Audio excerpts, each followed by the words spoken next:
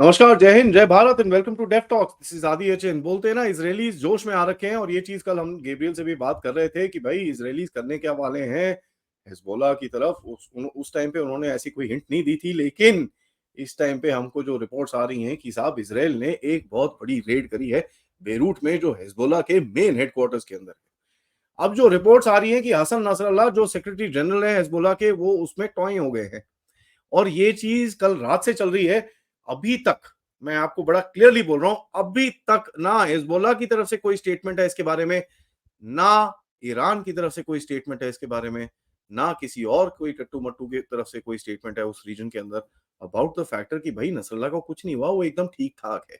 होता क्या है, जब ऐसी कोई रूमर फैलता है तो एक फटाफट स्टेटमेंट आ जाता है, बोलते हैं कि साहब नहीं नहीं नहीं वो ठीक है, एवरीथिंग इज ऑल राइट, कुछ नहीं है कुछ नहीं है कुछ नहीं है। और जहां तक कि जो बंदे के ऊपर बात होती है वही आके खुद बोल देता है कि नहीं नहीं एकदम सब फिट है। तो कल रात से ये इंसिडेंट चल रहा है, करीब करीब 5:30 बजे इजराइल टाइम पे ये रेड हुई। तो करीब about चार चार और घंटे आसपास, 4 और घंटे भारत उससे उससे आगे, तो करीब करीब 9:30 पौने 10 के बीच में ये रेड हुई भारतीय टाइम के बीच के हिसाब से। बेरूट में एक बहुत ही जबरदस्त रेड हुई। As a matter of fact उसके वीडियोस देख के ही थोड़ा बंदा दिल दहल जाता है, क्योंकि the size of the explosion was absolutely fantastic. Huge huge explosion. And जिसके अंदर बोलता है कि साहब हिजबुल्लाह के जो सेक्रेटरी जनरल हैं हसन नसरल्लाह तौय हो गए हैं, और उनके साथ एक और हशीम सफुद्दीन जो एक लीडर है एग्जीक्यूटिव काउंसिल के हिजबुल्लाह के, नसरल्लाह के कजन है और उनके सक्सेसर माने जाते हैं, वो भी उसमें गायब हो चुके हैं। बोला ये जाता है, और देखिए ये अनकंफर्म सी रिपोर्ट से अभी तक कोई भी कंफर्मेशन नहीं आई है, let me make that very very clear. But just the share factor की दूसरी तरफ से कोई आवाज ही नहीं आ रही, कोई ना कोई डिनाई कर रहा है ना कुछ कर रहा है, उसके हिसाब से आपको कुछ पता चलता है कि भैया ये तो गेम मेरे ख्याल से खत्म हो चुकी है। जो मेरे को इनपुट्स मिली हैं, काफी हद तक मैंने इसके ऊपर डिगिंग करी, मैंने अपने इजरायली जो सोर्सेज हैं उससे बात करी, उन्होंने मेरे को बताया, and apart from Gabriel by the way मेरे I have some other sources as well, उन्होंने मेरे को बताया कि हसन नसरल्लाह एक खुद टारगेट था। अगर आप हिजबुल्लाह का ऑर्गेनाइजेशन चार्ट देखिए, धीरे धीरे करके नीचे से ऊपर सेकंड लेवल तक इसराइल ने सबको गायब कर दिया था, एक यही बचा था। मेरे दिमाग में ये था कि यार अगर इसको हटाओगे कोई और बेवकूफ एकदम जिहादी जबरदस्त आ जाएगा तो फिर इसराइल को थोड़ी प्रॉब्लम होगी उसको समझने के लिए। लेकिन I think Israelis have said यार इनफ इज इनफ, इसको जरा गायब करते हैं, देखी जाएगी आगे क्या होता है। हम वैसे भी हमने हिजबुल्लाह की पीठ पाट तोड़ ताड़ के हालत उनकी खराब कर रखी है। पेजर अटैक आपको याद है, पेजर अटैक के बाद सदर्न लेबनान में धमाधम रेड्स हुई थी जिसके अंदर 500 से 700 लोगों की मौतें बड़ा क्लियरली रिपोर्ट हुई है। कई लोग तो उस फिगर को बड़ा बड़ा ले जाके 2000 तक बोलते हैं। अब मुझे इसका कुछ अंदाजा नहीं है क्योंकि मैंने काउंट नहीं करी है, मेरे को तो जो ओसिन पे चीजें दिखती हैं वो मैं आपको बताता हूँ। हिजबुल्लाह के जो लीडर हैं, he was believe to be an underground bunker, जो हिजबुल्लाह के हेडक्वार्टर है उसके नीचे एक जबरदस्त सा बंकर इन्होंने बनाया हुआ है, एंड उसके अंदर थे। जो बॉम्ब यूज हुआ, it is a JDAM, basically a bunker buster, ठीक है, जो एक बड़ा ही जबरदस्त लेजर टारगेटेड बॉम्ब है। F-16 आईज यूज किए गए इस रेड के लिए। And as a matter fact जो ये एक्सप्लोजन हुआ उसके छोटे से सराउंडिंग एरिया के अंदर 3.9 3.9 मेजर का एक छोटा अर्थक्वेक आया, 3.9 मैग्नीट्यूड का एक छोटा अर्थक्वेक टाइप आया। अगर ये गया हुआ है, मैं आपको ये चीज बता दूं, इसके रिमेन्स नहीं मिलेंगे, बिकॉज जिस तरह से वो एक बिल्डिंग एक्सप्लोड हुई है और जिस तरह से वहां पर डेवस्टेशन हुई है, it will be very difficult to find anyone in that place. कोई मिल तो जाएगा बट जो अगर नीचे बंकर बुंकर में बैठा हो, it will be very difficult to take out anybody और any sort of remains to actually prove हुआ क्या है वहां पर। सो दैट्स व्हाई मेरे हिसाब से ये पूरा एक कंफ्यूजन सी चल रही है, एंड लेट्स सी हाउ ये दिन जैसे उठेगा कैसे आगे जाता है। पहले तो इजरायलीज मना कर रहे थे, नहीं यार, ये जैसे मैंने आपको बताया, कोई कोई जैसे कोई टेररिस्ट लीडर होता है, अगर आप उसको उड़ा दो तो उसके जो सेकंड इन कमांड है या जो अगले और लोग हैं, वो कैसे हैं, कैसे सोचते हैं, उनकी थॉट प्रोसेस क्या है, कितना बड़ा जिहादी है, कितना छोटा जिहादी है, क्या है, वो चीजें आपको दोबारा एनालाइज करनी पड़ती हैं और आपके अपने इक्वेशंस के अंदर डालनी पड़ती हैं। जब एक नोन एनिमी होता है, आपको पता है किस तरह बिहेव करेगा, तो वो नॉर्मली जो लीडर्स के ऊपर टारगेट नहीं होता है। तो काफी टाइम तक ये Israelis have been refusing to approve such an operation, जो उनकी लीडरशिप है। लेकिन I think they took a call कि सेड भैया हो गया बहुत, एंड मंडे को ये एक जो ऑपरेशन है जिसको इजरायली कैबिनेट ने अप्रूव किया था, उसके बाद ऑब्वियसली इसको फाइनलाइज करते रहे। एंड फाइनल कॉल किसकी थी? फाइनल कॉल हमेशा रहेगी नेतन्याहू की, who is the leader of the country, जिन्होंने बड़ा क्लियरली कल हिजबुल्लाह के अटैक के ऊपर जो अप्रूवल दिया था वो यूएन में खड़े होके उनकी स्पीच के टाइम पे या स्पीच से पहले ये उन्होंने अप्रूवल दिया था। अब ये भी न्यूज़ आ रही है कि जो प्राइम मिनिस्टर नेतन्याहू है वो यूएस के जो विजिट को उसको कट शॉर्ट करके ऑलरेडी इज़राइल जा चुके हैं। एंड ये थोड़ा अनलाइकली है बिकॉज़ इज़रायली प्राइम मिनिस्टर शबात के दिन पे, फ्राइडे के दिन पे नॉर्मली ट्रैवल नहीं करते हैं। तो ये अब देखिए कुछ हुआ, रेड हुई, उसके बाद अभी ये वापस आते हैं। कई लोग तो ये भी बोलते हैं कि जो ये नेतन्याहू साहब आए थे यहाँ पर यूएन में, वो पूरा एक कवर ऑपरेशन था टू टेल पीपल कि भाई कुछ नहीं हो रहा, हाँ ठीक है बॉम्बिंग-शॉम्बिंग है, लेकिन कोई बड़े टारगेट के ऊपर इस तरह से अटैक नहीं किया जाएगा।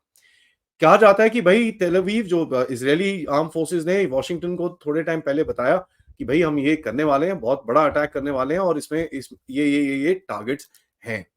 अभी जो न्यूज़ आ रही है ऑन द ग्राउंड कि भाई लोग इतने डर चुके हैं वहाँ पर कि वो अपने घरों में जाने के लिए कतरा रहे हैं उस रीजन के अंदर।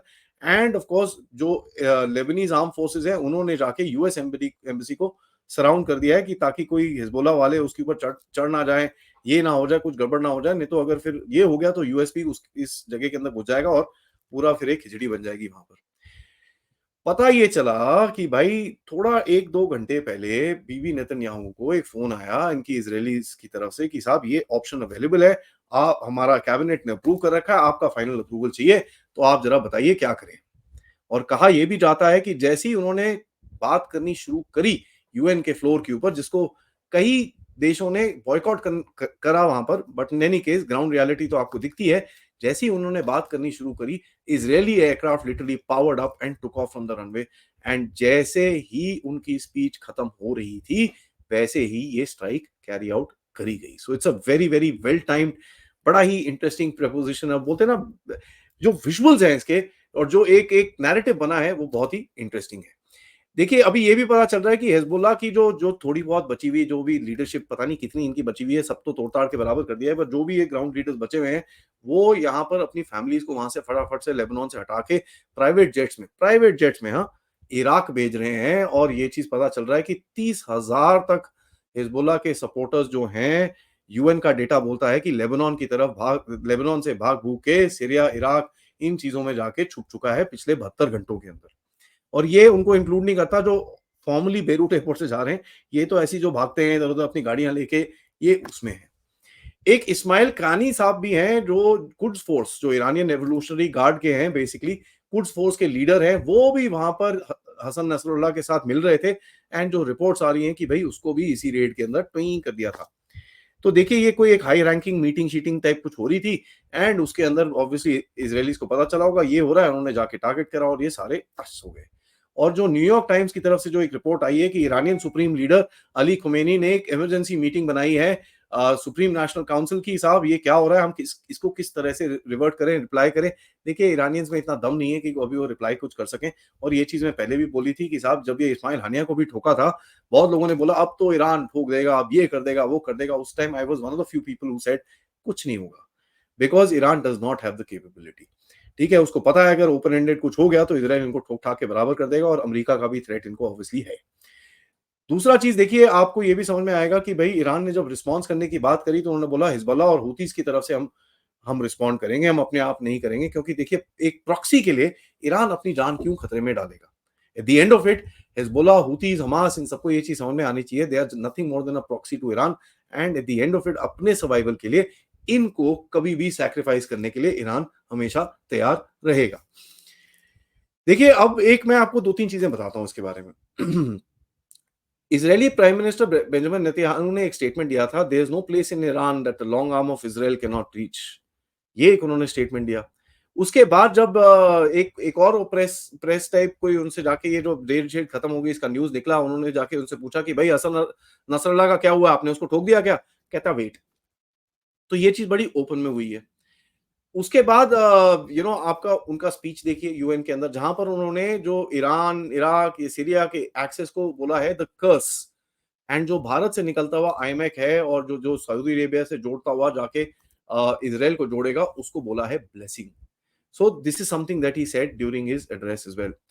उसके बाद उन्होंने बोला एक बड़ी इंटरेस्टिंग सी चीज बोली कि साहब हम लोग गाजा को कोई रिकंस्ट्रक्ट करने नहीं वाले, अगर हमास का वहां पर हमको एक कतरा भी मिल जाता है, क्योंकि हमको पता है ये रीग्रुप करेगा और दोबारा इसराइल पे अटैक करेगा। जब तक हम उसको खत्म नहीं करेंगे ये गाजा की वॉर खत्म नहीं होगी। और उन्होंने बोला कि भाई 90 टू 95% कैपेबिलिटी जो है हमने हमास की तोड़-ताड़ के बराबर कर चुकी है एंड थोड़ा-सा बचा है, हम उसको भी सीधा कर-कुरा के एकदम सेट कर देंगे।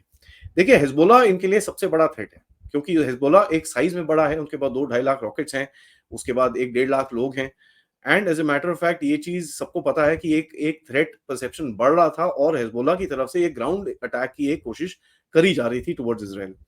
जो ये पेजर अटैक हुआ था दिस वाज़ अ प्रीएम्प्शन कि भाई इनका पूरा कमांड स्ट्रक्चर तोड़ दो, इनके लिटरली एक साइकोलॉजिकल ऑपरेशंस के तहत इनके जितने भी एक स्ट्रक्चर था उसको पूरा तोड़-ताड़ के इन लोगों ने बराबर कर दिया था because of this particular red. उसके बाद ये जो रेड्स और चल रही हैं, उससे जितनी भी कैपेबिलिटी सदर्न लेबनान में थी, नॉर्दर्न इज़राइल की तरफ अटैक करने की, आप सबको ये पता होगा कि नॉर्दर्न इज़राइल में कम से कम 60 से 70 हज़ार लोगों के पास अपने घर जाने का के लिए कोई रास्ता नहीं था, क्योंकि वहाँ पर शॉर्ट रेंज रॉकेट्स और काफ़ी चीज़ों से अटैक हिज़बुल्लाह करता रहता था। Between both the countries there is something called the blue line. Blue line एक डिवाइडिंग लाइन है और ऑफ कोर्स उसके आगे 20 से 25 किलोमीटर का एक बफर ज़ोन बनाया हुआ है, जहाँ पर नॉर्मली मिलिटराइज़ेशन नहीं होनी चाहिए। बट हिज़बुल्लाह ने पिछले कई सालों से वहाँ पर भी मिलिटराइज़ेशन कर दी है और वहाँ पर जितनी भी बिल्डिंग्स हैं, उसके अंदर जाके इन लोगों ने रॉकेट सिस्टम्स और काफ़ी और चीज़ें इन लोगों ने ऑलरेडी कर दी हैं, जो इज़राइलीज़ ने रेड करी थी 2-4 दिन पहले आफ्टर द पेजर अटैक हमको दिखी कि साहब वहाँ पर ऐसी-ऐसी चीज़ें ऑलरेडी थीं, जिस वजह से उसके एविडेंस भी इज़राइल ने बड़ा क्लियरली दिए हैं, जिस वजह से ये रेड कैरी आउट करी गई थी। नाउ देखिए मैं आपको बड़ा एक क्लियर सा बताता हूँ कि इज़राइल को ये चीज़ पता है कि साहब अगर हम नहीं करेंगे तो ये हमको खा जाएँगे। So this is something which is there and we know that Israelis ने शुरू शुरू से कभी भी इसको नसरल्लाह को इमीडिएटली टारगेट नहीं किया था। ऑल्दो नसरल्लाह और हिज़बुल्लाह की तरफ से 8 October after the major attack from Gaza 8 अक्टूबर को इज़राइल की तरफ उन्होंने रॉकेट फायरिंग करनी शुरू करी थी। हाइफा के ऊपर अटैक करने की बहुत कोशिश करते हैं वो लोग, ठीक है? एंड आपको ये चीज़ दिखेगा दैट ये लोग काफ़ी टाइम से ये कोशिश कर रहे हैं कि भई अभी स्पेशली आफ्टर ये जो इस्माइल हानिया को मारा गया कि साहब हम इज़राइल को एक क्या बोलते हैं ना जवाब मुँह तोड़ जवाब देने की कोशिश करेंगे और जैसे ही ये गाज़ा का चीज़ें थोड़ी थोड़ी ठंडी हो रही थी, तो ये नसरल्लाह ने अपनी एक्टिविटीज़ हिज़बुल्लाह के थ्रू काफ़ी हद तक बढ़ा चुके थे। तो ये चीज़ हमको समझ में आती है और आपको ये चीज़ पता होगा कि इज़राइल के ऊपर ये obviously this is a massive threat and if they don't deal with it, आप सबको पता है कि इज़राइलीज़ के साथ उसके बाद क्या होने वाला है और ये जितनी भी इंटेलिजेंस रिपोर्ट्स थी कि ऐसा ही एक अटैक जिस तरह से गाज़ा की तरफ से हमास ने किया था, वैसा ही एक अटैक हिज़बुल्लाह भी प्लान कर रहा था नॉर्दर्न इज़राइल के रीजन के अंदर आने के लिए, ऑल्दो वहाँ पर लोग कम हैं, बट जो भी थे उनके ऊपर ऐसा ही अटैक वो एक प्लान कर रहा था। यहाँ पर एक सवाल बनता है, आपको ये चीज़ याद होनी चाहिए, इस टाइम पे जो इसको क्या नाम है हिज़बुल्लाह को लीड कर रहा है, वो बंदे कौन हैं? वो बंदे वो हैं जो इतने इम्पोर्टेंट नहीं थे, जिनको 1 डेढ़ हफ्ता पहले पेजर देने के लिए हम हिज़बुल्लाह की राज़गीरी थी। कि भाई ये these are the people that did not have the pager by the way, ठीक है? तो ये लोग इतने लो रैंकिंग बंदे हैं, जिनके पास उस टाइम पे पेजर भी नहीं था कि साहब हम लोग अगर कुछ हो जाए तो हम आगे कुछ कर पाएँ। हमारी जो कमांड एंड कंट्रोल स्ट्रक्चर के बीच में भी नहीं थे ये लोग। सो हिज़बुल्लाह को जो डिस्टेबलाइज़ किया जा रहा है इज़राइल की तरफ से, this is a overall strategy to break the leadership, break the structure of command and ensure उनकी जो फाइटिंग कैपेबिलिटी है वो पूरी तरह से खत्म की जाए। Let's see how this game goes forward. इसका रिटेलिएशन ऑब्वियसली आएगा। हूथीज़ की तरफ से कुछ फायरिंग-शायरिंग की जाएगी। हमास तो खत्म हो रखा है। हिज़बुल्लाह की तरफ से जितनी भी रॉकेट कैपेबिलिटीज़ हैं, उसकी तरफ से फायरिंग ज़रूर करेंगे वो। Let's see how this game goes forward. Will this escalate into a ground invasion? क्योंकि कहीं न कहीं जिस तरह से ये चीज़ें आगे जा रही हैं, लगता तो है कि इज़राइल को नॉर्दर्न इज़राइल को अगर थोड़ा-सा सेफगार्ड करना है, सदर्न लेबनान के अंदर जाके उनको थोड़ी साफ-सफाई करनी पड़ेगी। I will keep you updated on this situation. तब तक के लिए ये वीडियो को लाइक करिए, सब्सक्राइब करिए इस चैनल को and most importantly share this with your friends and families. सबसे ज़्यादा मैं आपसे रिक्वेस्ट करूँगा गाइज़, प्लीज़ शेयर करिए बिकॉज़ अभी हमारा ऐसा टाइम आ रखा है कि we can actually now cross 300,000 subscribers आपकी हेल्प की वजह से। So please help out this channel and help this channel grow, and I will be here to give you the best of the best analysis with the best of the best analysts, and of course the most precise reporting on various incidents on geopolitics around the world. आप लोग इस channel की तरफ contribute भी कर सकते हैं using the QR code या फिर पेपैल या फिर सुपर स्टिकर्स, सुपर चैट्स। जय हिंद, जय भारत।